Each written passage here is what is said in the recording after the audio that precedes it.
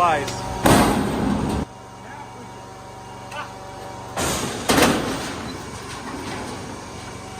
Hey guys, the results are in, and we're gonna head back home, and I'll tell you what, I'll let you know if Big Joe's shooting blanks. We're gonna head back home.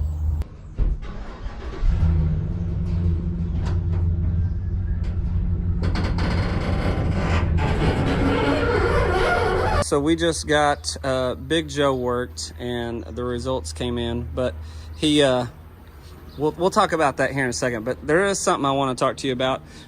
Since we're here with Doc Gerald Parsons, one of the things that I've always talked about is how important the NABR is. Doc's had a big play in this, and he encourages people to do it, and I've talked about it on here several times about why we do it. And so there's a lot of benefits to it, and Doc knows a lot more about it than I do, but this is where it all starts, is right here.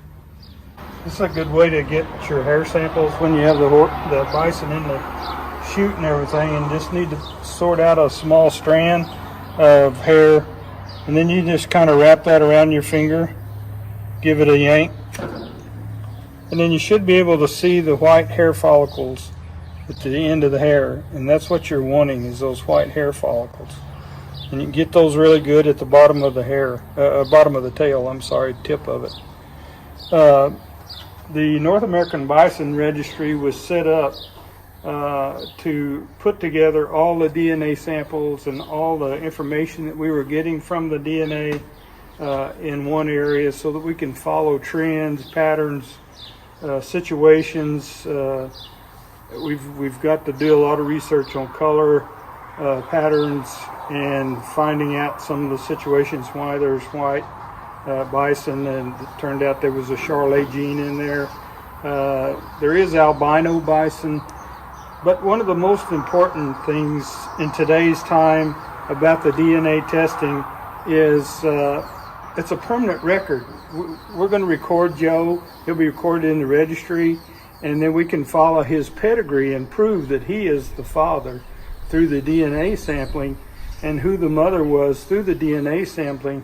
This way, it makes a non-biased, non-disputable, I mean, there's no way you can argue with it, because it's actual records and backed up by science, that we are not breeding cattle into these bison. They are only bison, and as close to all bison species as we can get.